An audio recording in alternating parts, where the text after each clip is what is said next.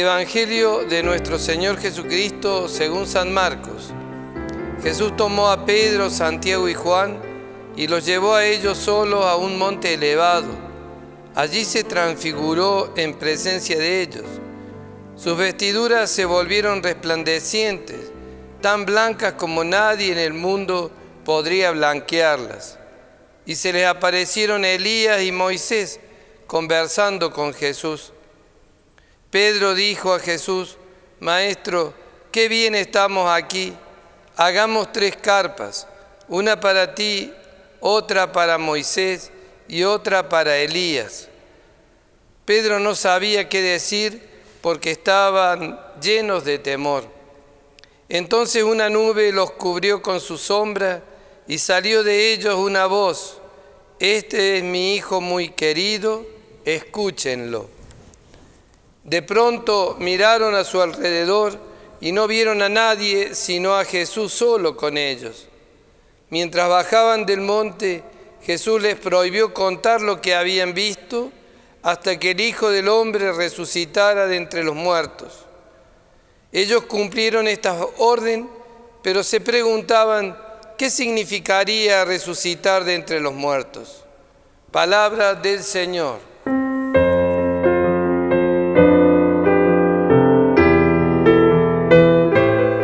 En este segundo domingo de Cuaresma hemos escuchado este año la escena de la transfiguración de Jesús ante sus discípulos. Esta es según el Evangelio de San Marcos. Esta escena aparece como muy importante en el Evangelio. Es la revelación solemne de Jesús como Hijo, como predilecto, como Maestro. Al comienzo de la Cuaresma, el camino de la cruz ya se nos propone el destino último de este camino, la gloria suya y también la de cada uno de nosotros. Después de haber leído el domingo pasado la lucha contra las tentaciones y el mal, hoy se nos asegura que el proceso termina con la victoria y la glorificación del Señor Jesús y que también a nosotros la lucha contra el mal nos conduce a la vida.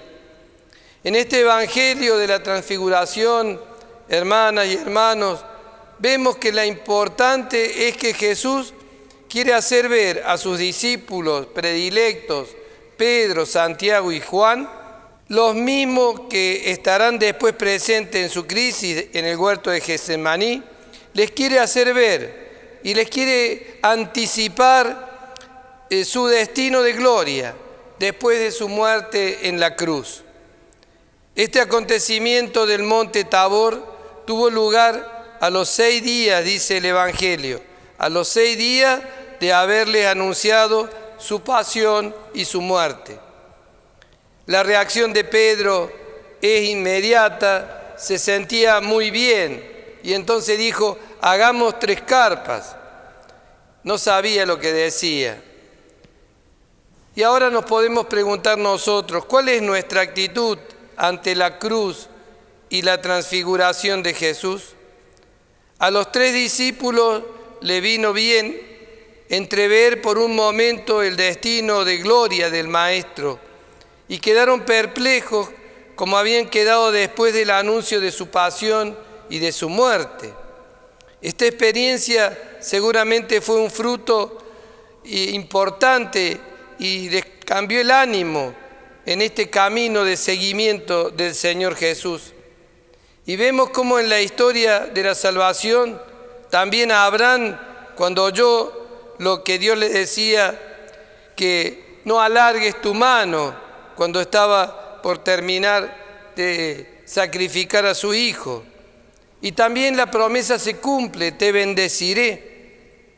Todos los pueblos del mundo se bendecirán con tu descendencia.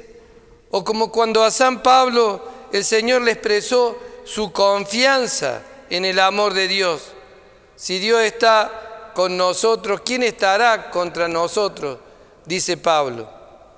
Esto, hermanas y hermanos, nos interpela a todos. ¿Qué pienso yo de Cristo, de su marcha hacia la cruz? ¿La acepto como lo aceptó Pedro inicialmente solo en un aspecto consolador y triunfante, o también en su dimensión de cruz y de muerte. Prefiero llegar a la resurrección y a la gloria sin pasar por la cruz. Es como decir no querer tener el Viernes Santo y solamente querer estar en la Pascua gloriosa, en la resurrección. O estamos dispuestos al seguimiento del Señor Jesús solo cuando está en el Tabor, cuando está en la gloria, cuando no hay problema. Pedro y los demás discípulos le fueron entendiendo de a poco. Y es un poco también lo que nos pasa a nosotros.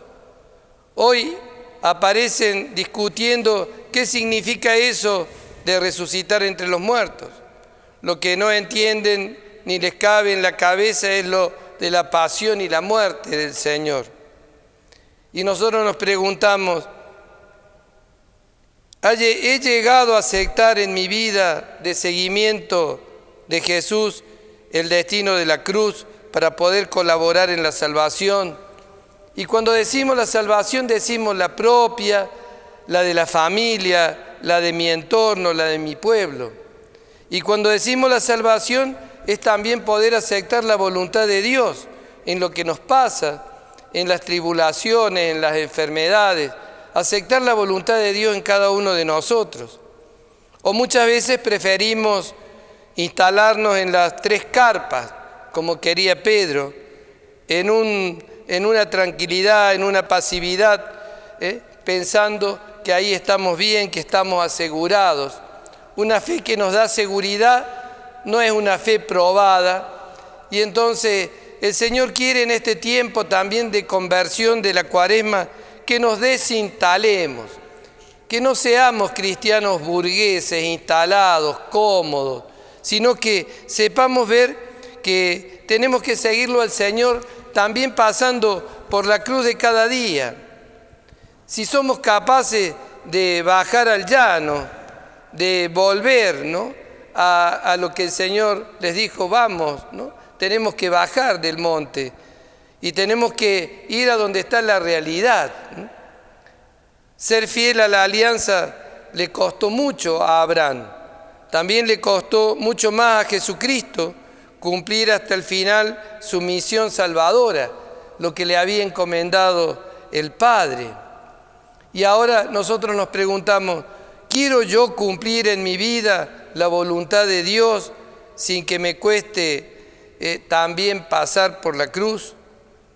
La voz del cielo concluye su afirmación sobre la identidad de Jesús con una consigna que valía la pena para los 3 discípulos y también para nosotros.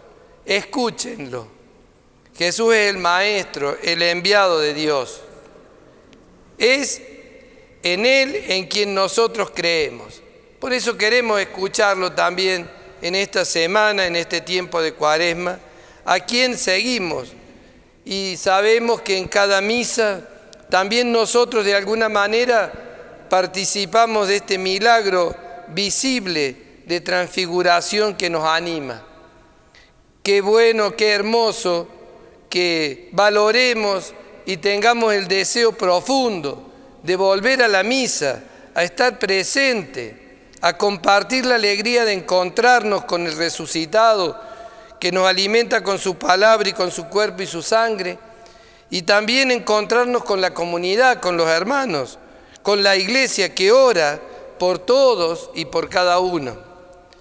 En este tiempo de gracia en la que la iglesia nos aconseja profundizar en la oración, en el ayuno, en las obras de misericordia, miremos con mucho cariño y amor a la Virgen, como lo hacemos siempre, pidiéndole que ella nos ayude en este camino de seguimiento del Señor, a aceptar lo que Dios permite en nuestra vida, con gozo, con alegría, sabiendo que el Señor camina con nosotros y que la conversión, el cambio de mentalidad, el volvernos a Dios, es una tarea que la hacemos nosotros, pero que sobre todo la hace el Señor, si lo dejamos entrar en nuestra vida. Y a todos ustedes que están compartiendo este micro religioso, los bendigo en el nombre del Padre, del Hijo y del Espíritu Santo. Amén.